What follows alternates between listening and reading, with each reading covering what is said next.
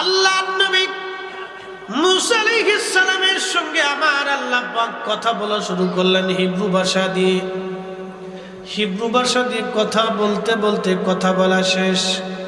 আল্লাহ জিজ্ঞেস করলেন, মুসা এবার কি বুঝলা আমি কি বললাম? মুসা নবী ডাক দেয়া বলেন, আল্লাহ সবই বুঝছি। আল্লাহ বলেন, মুসারে কি বুঝলা বলো তো? মুসা নবী ডাক দেখো, আল্লাহ আপনি যাহা বললেন শুধু আখিরি নবী এবং নবীর উম্মতের প্রশংসায় আমার কাছে করলা। একবার জোরে বলা যাবে কি মারহাবা? শ্রেষ্ঠ নবী দিলাম রে তরিয়ে নিতে রোজ হাসরে। শ্রেষ্ঠ নবী দিলাম রে তরিয়ে নিতে রোজ হাসরে। পথ না ভুলি তাই তো দিলে পাক কুরআনের বাণী। খুদা তোমার মেহেরবানি। সুন্দর ফুল সুন্দর ফল মিঠা নদীর পানি। খুদা তোমার মেহেরবানি। খুদা তোমার মেহেরবানি। তুমি কতই দিলে রতন ভাই বড়াদার পুত্র স্বজন। খুদা পেলে অন্ন যোগাও মানি চাই না মানি। খুদা তোমার মেহেরবানি। সুন্দর ফুল সুন্দর ফল মিঠা নদীর পানি। খুদা তোমার মেহেরবানি। খুদা তোমার মেহেরবানি। আল্লাহুম্মা সাল্লি আলা সাইয়্যিদিনা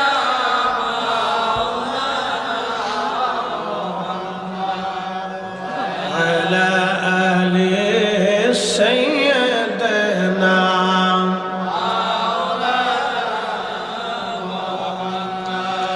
আমার আল্লাহ 1,32,000 ভাষা দিয়ে মুসা নবীর সঙ্গে আল্লাহ কথা বললেন। আল্লাহর কোরআন বলতেছে, আর রহমানু আল্লামাল কুরআন খলাকাল ইনসানা আল্লামাহুল বায়ান। কোরআন বলতেছে, আমি মানুষকে ভাষা দিয়েছি, ভাষা শিক্ষা দিয়েছি। পৃথিবীতে দেখবেন বাংলাদেশের এক ভাষা, ভারতে প্রায় 250-র মতো ভাষা, বাংলাদেশে 17টা ভাষা আছে বাংলাদেশে, ইন্ডিয়াতে প্রায় 250-র মতো ভাষা। সারা পৃথিবীতে বর্তমানে কয়েক হাজার ভাষা। সারা পৃথিবীতে বর্তমানে রানিং কয়েক হাজার ভাষা আল্লাহ। কিন্তু আল্লাহর ভাষা হচ্ছে আরবি ভাষা, জান্নাতের ভাষা আরবি ভাষা, কোরআনের ভাষা আরবি ভাষা, আমার নবীর ভাষা আরবি ভাষা। পৃথিবীর সব ভাষা যদি ধ্বংস হয়ে যায়, আল্লাহর কোরআনের ভাষা কখনো ধ্বংস হবে না। চিৎকার মেরে জোরে বলেন সুবহানাল্লাহ। এই ভাষাগুলি, এই গোত্রগুলি, এই কওমগুলি, এই সব কিছু আল্লাহ পাকের সৃষ্টি। এই সমস্ত কওম বর্ণ, এই যে সৌন্দর্য, এক এক দেশের এক এক রকম চেহারা, মানুষের এক এক রকমের ভাষা সংস্কৃতি, এই সব কিছু আমার মালিক আমার আল্লাহ পাকের সৃষ্টি। আদম সফিউল্লাহ পৃষ্ঠদেশ থেকে যখন রুহগুলি আল্লাহ বের করলেন, আদম নবী রুহগুলি দেখতে লাগলেন। কেউ ধনী হবে, কেউ দরিদ্র হবে, কেউ কানা হবে, কেউ ল্যাংড়া হবে, কেউ আলেম হবে, কেউ জালেম হবে, কেউ ডাকাত হবে, কেউ চোর হবে, কে অলি হবে, কে আবদাল হবে, কেউ কুতুব হবে, কেউ জাহিল হবে, কেউ ইমাম হবে, কেউ মুসল্লি হবে, কেউ ডাক্তার হবে, কেউ নবী হবে। এইরকম বৈষম্য দেখলেন। আদম নবী ডাক দিলেন, রাব, এরা তো সব আমার সন্তান, বাবার সন্তানের প্রতি তো মায়া আছে, আল্লাহ তুমি আমার সন্তানদের মধ্যে কোনো বৈষম্য দিও না, সব তুমি সমান করে দাও। কেউ ধনী থাকবে না, কেউ গরিব থাকবে না, সব এক লেভেল বানায় দাও। কেউ কানা থাকবে না, সব এক চোখা বানায় দাও। কেউ বর্ণ ভিন্ন হবে না, ভাষা ভিন্ন হবে না, এক বানায় দাও। চেহারা ভিন্ন হবে না, একরকম সৌন্দর্য দিয়ে দাও। আল্লাহ কাউরে বোবা বানায়ও না, সব জবানওয়ালা বানাইয়া দাও। আল্লাহ কাউরে ফকির বানায়ও না, সব একরকম বানায় দাও। রাজা বাদশা বানায়ও না, একরকম বানায় দাও। আদম নবী আল্লাহকে বলতেছে, আল্লাহ তুমি আমার সন্তানদেরকে একটা লেভেল করে দাও। আল্লাহ ডাক দে বলল, আদম তোমার সন্তানদের মধ্যে আমি আল্লাহ কোনো লেভেল হবে না, আমি এইভাবে বৈষম্য করে সৃষ্টি করেছি তোমার সন্তানদেরকে পরীক্ষা করার জন্য। অ্যাটেনশন, আমরা দুনিয়াতে পরীক্ষা দেওয়ার জন্য আসছি। সোজা মাত, সোজা কথা, আমরা দুনিয়াতে পরীক্ষার জন্য আসছি। আল্লাহ কোরআনে আল্লাহ এক আয়াতে এইভাবে বলতেছে, আল্লাযী খালাকাল মাউতা ওয়াল হায়াতা লিয়াবলুয়াকুম আইয়ুকুম আহসানু আমালা।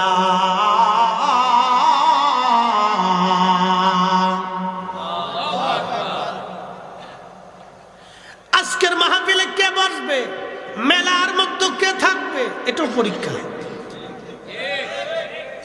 একসাথে বলবেন আল্লাহু আকবার। আমরা আল্লাহর পক্ষ থেকে দুনিয়াতে পরীক্ষা দেওয়ার জন্য আসছি। পৃথিবীটা পরীক্ষার জায়গা। আল্লাহ ডাক দিয়ে বলতেছে, আদম তোমার সন্তানদেরকে আমি পরীক্ষা করার জন্য পৃথিবীর মধ্যে পাঠিয়েছি, বৈষম্য করেছি, কাউকে ধনী বানিয়েছি পরীক্ষা করার জন্য, দেখি এই ধনীরা দান করে কিনা, গরিবরে দেয় কিনা। কিন্তু আমার দেশের বহু ধনী আছে, মাহে রমজান আসলে দান করে, তাও কাপড়ের বলে জাকাতের মার্কেট আলাদা, জাকাতের লুঙ্গি আলাদা, জাকাতের গামছা আলাদা, জাকাতের গেঞ্জি আলাদা, জাকাতের ওই সেলোয়ার কামিজ আলাদা, জাকাতের কাপড় আলাদা। বেটা জাকাতের লুঙ্গি দিছে, 1 মাস পরার পরে বেটা পেশাব করতে বইছে, নিজে বাইরে সিরিয়াস হয়ে গেছে। এটা জাকাত। শয়তানে আসার কয় দুলা ভাই কাম সারিয়ে দিছে, যা দিছ 4 পয়সাও কাজে লাগে না। বুঝতে পারছেন, এগুলো জাকাত চলতেছে আমাদের দেশে। মানে আল্লাহর সাথে যত তাল বাহানার ফাজলিমি আর কি। হেরা মনে করে আল্লাহ মনে কিছু বুঝে না।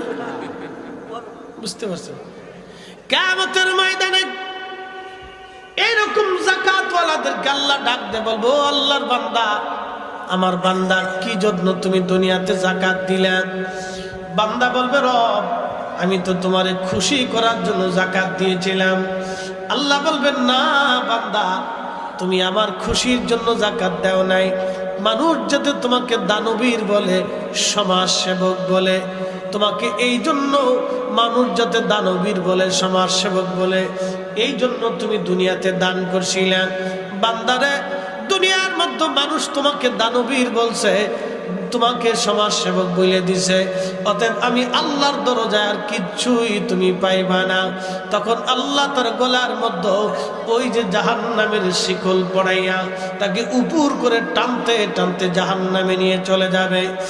আল্লাহ নবী বললেন, কিয়ামতের মাঠে এই লোকটা দুনিয়াতে দান করলো, কিন্তু দানের বিনিময়ে কিছুই পাইল না, শুধুমাত্র নিয়ত বিশুদ্ধ না হওয়ার কারণে। ওই লোকটা যদি দুনিয়াতে আল্লাহকে সন্তুষ্ট করার জন্য দান করত, তাহলে আজকে হাসরের ময়দানে তাকে পস্তাইতে হইতো না।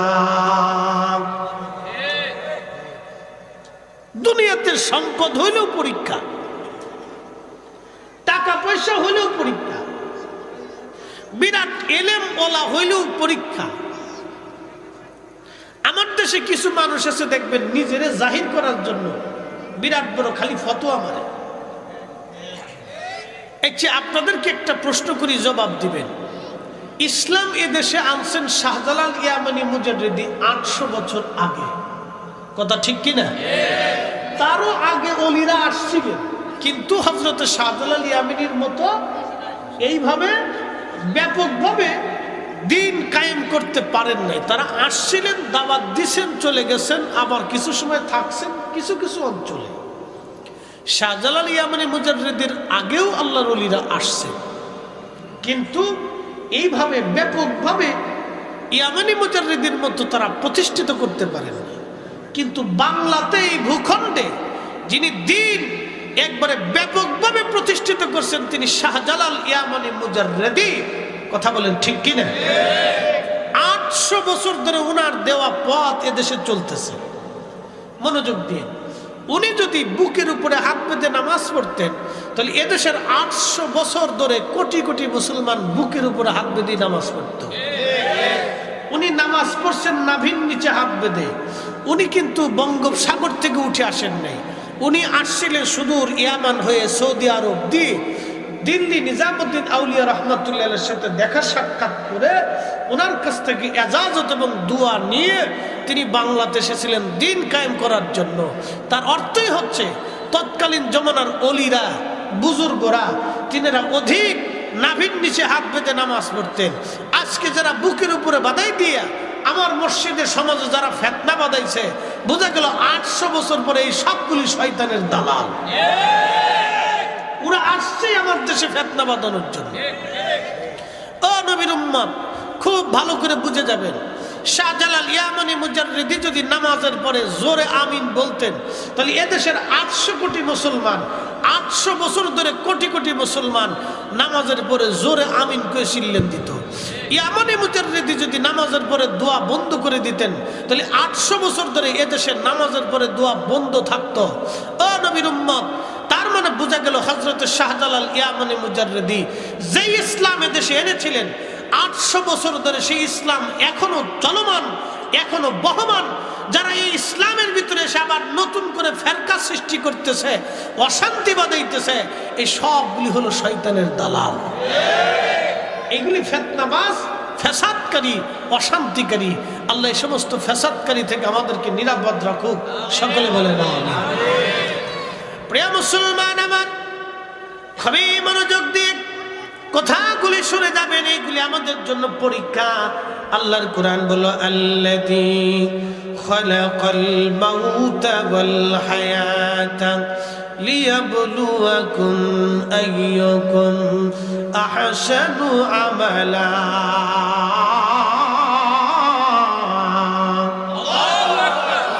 হায়াত সৃষ্টি করেছি, মৃত্যু সৃষ্টি করেছি তোমাদের জন্য।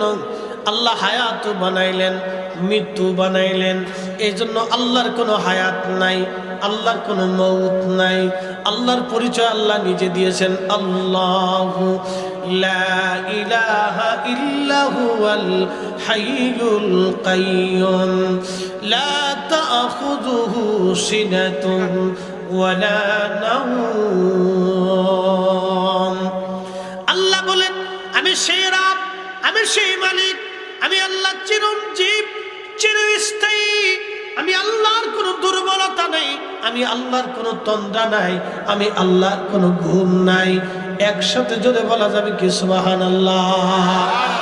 আল্লাহ ব্যতীত যাহা আছে সবার দুর্বলতা আছে, কিন্তু আমার মালিক, আমার মাওলার কোনো দুর্বলতা নাই। আল্লাহ ব্যতীত বহু জনের ঘুম থাকতে পারে, কিন্তু আল্লাহর ঘুম নাই। আল্লাহ চিরঞ্জীব, চিরস্থায়ী। আল্লাহর শুরু নাই, আল্লাহর শেষ নাই। আল্লাহর শুরু নাই, কোনো শেষ নাই। এই জন্য আল্লাহ আল্লাহ আল্লাহ আল্লাহর জায়গা থাকবে। 800 কোটি মানুষ পৃথিবীতে বর্তমান। এই 800 কোটি মানুষের হৃৎপিণ্ডের ভিতর দিয়া প্রত্যেক সেকেন্ডে, প্রত্যেক মিনিটে লক্ষ লক্ষ বার রক্ত পাঞ্চ হয়। 800 কোটি মানুষের হৃদয়ের ভিতর দিয়া রক্ত পাঞ্চ হয়। যিনি রক্ত পাঞ্চ করান সেই ক্ষমতার মালিককে। বর্তমানে শীতকাল, বাংলাদেশের সব মানুষ যদি চেষ্টা করে শীতকাল তাড়াইতে পারবে না, কারণ এই শীতকাল বাংলাদেশের আইনে আসে নাই, এটা আল্লাহর আইনে আসছে। এরপরে বসন্তকাল আসবে আল্লাহর আইনে, তারপরে গ্রীষ্মকাল আসবে আল্লাহর আইনে, তারপরে বর্ষাকাল আসবে আল্লাহর আইনে। এখন যেখানে আপনারা বসে ওয়াজ শুনতেছেন, তখন এই জায়গা থাকবে পানি। এই পানি যার আইন আসবে সেই মালিকের নাম কি? এই গাছের মধ্যে ফল হয়, একটা আম গাছের বিচি থেকে 50 বছর যিনি আম খাওয়ান তিনি আল্লাহ। বাংলাদেশের আম গাছে বইলা সে আম ধরে, এটা বাংলাদেশের কোন ওই যে কি বলে আপনার কোন মন্ত্রণালয়ের সিদ্ধান্তে কিন্তু আম আসে না। আম আসে আল্লাহর আইনে, আল্লাহর বিধানে। ফল আসে আল্লাহর আইনে, আল্লাহর বিধানে। আপনি ইচ্ছা করলে অন্য সময় ফল ধরাইতে পারবেন না, আপনি ইচ্ছা করলে এখন আম ধরাইতে পারবেন না। আল্লাহর আইনে আম আসবে, আল্লাহর আইনে ফল আসবে। আল্লাহর আইনে সূর্য পূর্ব আকাশ থেকে পশ্চিম আকাশে ডুবে যায়, আল্লাহর আইনে। আপনি ইচ্ছা করলে সূর্য উঠাইতে পারবেন না, ডুবাইতে পারবেন না। আল্লাহর আকাশ থেকে মেঘ নামে, আল্লাহর আইনে। আপনি ইচ্ছা করলে আল্লাহর আইন ভঙ্গ করার সুযোগ নাই। আল্লাহর কুরআন বলতেছে ইন্নাল্লাহা ইনদাহু ইলমুস সাআ, কিয়ামত কোন দিন হবে আল্লাহ ছাড়া কেউ জানে না। ওয়া ইউনাজ্জিলুল গায়স, বৃষ্টি কখন হবে আল্লাহ ছাড়া কেউ জানে না। ওয়া ইয়ালামু মা ফিল আরহাম, মায়ের পেটের মধ্যে ছেলে হবে না মেয়ে হবে, এটা আল্লাহর সিদ্ধান্ত, দুনিয়ার কোনো মানুষের সিদ্ধান্ত এখানে নাই। বৃষ্টি কখন হবে এটা আল্লাহর সিদ্ধান্ত, দুনিয়ার মানুষের কোনো সিদ্ধান্ত নাই। একসাথে জোরে বলা যাবে আল্লাহু আকবার। তাহলে আকাশের মেঘ কার সিদ্ধান্ত? কার আইন মানে? তাহলে আমরা কারটা মানবো? আমরাও আল্লাহরটা মানবো। কুষ্টিয়ার এক ভদ্রলোক বিয়ে করছে 7টা। আচ্ছা আপনারা বলেন কোন আইনে হইছে? না, এখন আপনাদেরকে আরো বলতেছি, খালি কুষ্টিয়ার বেটার দোষ দিয়ে লাভ নাই। আমাদের দেশে যারা শাইক আদানি মাদানি ফাদানি বহুত আছে দেশে, বিরাট বড় শাইক, এই ঘন্টা মুড়ি দিয়ে থাই, এই টুপিটা খুলছি ঘন্টার ধ্যান লাগে, বুঝছেন? বিরাট বড় ঘন্টা, মনে হয় যে বিরাট বড় বুজুর্গ বউ সাজ্যে বই রয়েছে। কে রে তোর এত বউ সাজ্যে বই থাকে, ভাব ধরে বই থা লাগবে কে? কারণটা কি? আমরা টুপি মাথায় দিই, তুই দিতে পারস না। আমরা রসুল সারা জীবন ফাঁকরি মাথায় দিছি, তুই ঘন্টা কই পাইলি? আচ্ছা দেখেন এই অবস্থা, এই যে সিস্টেম করে দিছি, খুব ভালো সিস্টেম, খারাপ হয়েছে? আমরাও পারি। বিরাট বড় শাইখ, তোর ঘন্টা ছুটে না। কয়দিন আগে দেখলাম ইসরায়েলের খুব প্রশংসা, ইসরায়েলের পক্ষ লইছে ফিলিস্তিনের বিরুদ্ধে। এরা চায় না ফিলিস্তিন স্বাধীন হোক, সব কটা ইসরায়েলের দালাল, এই দাজ্জালের সৈনিকরা। কথা কোন ঠিক কি না? শুনে রাখবেন, দাজ্জাল পৃথিবীতে আসবে, এই দাজ্জালের প্রথম ফ্রন্টের 70,000 সৈনিক হবে ইহুদিরা। ইহুদিরা হলো দাজ্জালের প্রথম ফ্রন্টের সৈনিক। সহিহ বুখারীর হাদিস, কিতাবুল ফিতানে আসছে। ইহুদিরা হচ্ছে দাজ্জালের প্রথম ফ্রন্টের সৈনিক। তারা 70,000 সৈন্য দিয়ে দাজ্জালের প্রথম ফ্রন্টের সৈনিক নির্বাচিত হবে। আর ওই দাজ্জাল যেদিন পৃথিবীতে আসবে, এই শাইখে ইসরায়েলিরা যদি দুনিয়াতে ওই সময় থাকে, তাহলে ওরা দাজ্জালের পক্ষ নিয়ে ইমাম মাহদির বিরুদ্ধে ওরা যুদ্ধ করবে। আর ইসরায়েলের বিরুদ্ধে যারা আজকে যুদ্ধ করতেছে, ওরা ইমাম মাহদির সৈনিক। কথা বল ঠিক কিনা? ওরা নিজেদের জীবন বাজি রেখা বাইতুল আকসার জন্য যুদ্ধ করে যাচ্ছে। আর ওরা বলতেছে, ওদের এক শাইখের ওয়াজ শুনলাম, এই শাইখের ঘন্টা মুড়ি দিয়ে ওয়াজ করতেছে, কালা শাইখ পাড়ার মতো দেখা যায়। হ্যাঁ, আল্লাহ ওর হেদায়েত করুন। একবারে খাসলো তোর চেহারাও শয়তানের মতো, একবারে বিম কালার কালা চেহারাও, একবারে শয়তানের মতো, লম্বা চড়া দাড়ি, কথাবার্তা মনে হইতেছে একবার আজাজিল দ্বারাই ওয়াজ করতেছে। এই শয়তানে ওয়াজ করতেছে, বলতেছে যে এই ফিলিস্তিনের হামাস এটা হলো ইসরায়েলের তৈরি, ওরা ইসরায়েলের দালাল। চিন্তা করতে পারছেন? যারা আজকে 2 মাস ধরে যুদ্ধ করে নিজেদের রক্ত খোয়াচ্ছে, জীবন দিচ্ছে, ওরা বলে ইসরায়েলের দালাল। আর ও মসজিদে বসে বসে ও মুসলমানের বিরাট বড় উপকার করে ফেলতেছে। এই শয়তান এদেশে বহু আছে। তার মানে বোঝা গেল ওরা আসছে এদেশে মুসলমানের ইমান চুরি করার জন্য। কথা বলেন ঠিক কিনা? সব শয়তানের দালাল। আল্লাহ এই সমস্ত শয়তান থেকে আমাদের ইমানকে হেফাজত করুক বলে। মুহতারাম উপস্থিতি, আমি আমি কেন এই ঘন্টা মুড়ি দিলাম? এই ঘন্টার এই সমস্ত শায়েখগুলি আজকে আমাদের ইসলামের 12টা বাজানোর জন্য আসছে, ইসলামের 12টা বাজানোর জন্য এদেশে আসছে। মোহতারাম উপস্থিতি, আমরা একদিন যে দুনিয়াতে বসে আছি, দুনিয়া ছেড়ে একদিন কবরে আমাদের চলে যাওয়া লাগবে।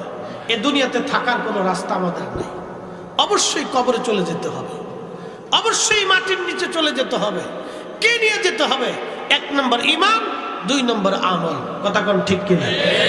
1 নম্বর ঈমান, 2 নম্বর আমল। দুইটা জিনিস আমাদেরকে নিয়ে যেতে হবে। আল্লাহ চিরঞ্জীব, চিরস্থায়ী, আল্লাহর আকার নাই, আল্লাহ নিরাকার। এই শাইখে ইসরায়েলের বলে আল্লাহর আকার আছে, আল্লাহর হাত আছে, আল্লাহর পা আছে, আল্লাহর চোখ আছে, আল্লাহর নাক আছে। আল্লাহ বলে আল্লাহর আকারের মধ্যে সীমাবদ্ধ। আপনাদেরকে বলি, এটার নাম কি? সারকাপ না? আচ্ছা, এটার আকার আছে না নিরাকার? আকার আছে না? এর আকার আছে, দৈর্ঘ্য আছে, ব্যাস আছে, ব্যাসার্ধ আছে, ওজন আছে, জায়গা দখল করে আছে। তার মানে এটা একটা সৃষ্টি। এটা আকারের মধ্যে সীমাবদ্ধ, এটা অসীমাবদ্ধ না। যিনি এটা সৃষ্টি করলেন তিনি আল্লাহ। এই মগটাকে যিনি সৃষ্টি করার উপাদান তৈরি করলেন তিনি কে? আল্লাহ। এর মূল উপাদান যিনি তৈরি করছেন তিনি আল্লাহ। এটার এই সিস্টেম, এটা মানুষের ইচ্ছা অনুযায়ী তৈরি হয়েছে। মানুষের যে ইচ্ছা সৃষ্টি করলেন তিনি আল্লাহ। মানুষকে যিনি জ্ঞান দিলেন তিনি আল্লাহ। অর্থাৎ এটার তৈরি হওয়ার পিছনে সবকিছুর মূল কারিগর আল্লাহ। তাহলে আল্লাহ যদি আকারের মধ্যে সীমাবদ্ধ হয়, তাহলে সৃষ্টির সাথে স্রষ্টার তুলনা হয়ে গেল। আল্লাহর কোরআন বলতেছে লাইসা কামিসলিহি শাইউন, আল্লাহর সাথে কোনো মেসাল নাই। আল্লাহ মেসালহীন, তুলনাহীন। স্রষ্টা এক পাশে, সৃষ্টি আর এক পাশে। সৃষ্টিকে স্রষ্টার সাথে তুলনা দেওয়া যাবে না, স্রষ্টাকে সৃষ্টির মাঝে তুলনা দেওয়া যাবে না। আল্লাহ নিরাকার, আল্লাহ আকারহীন।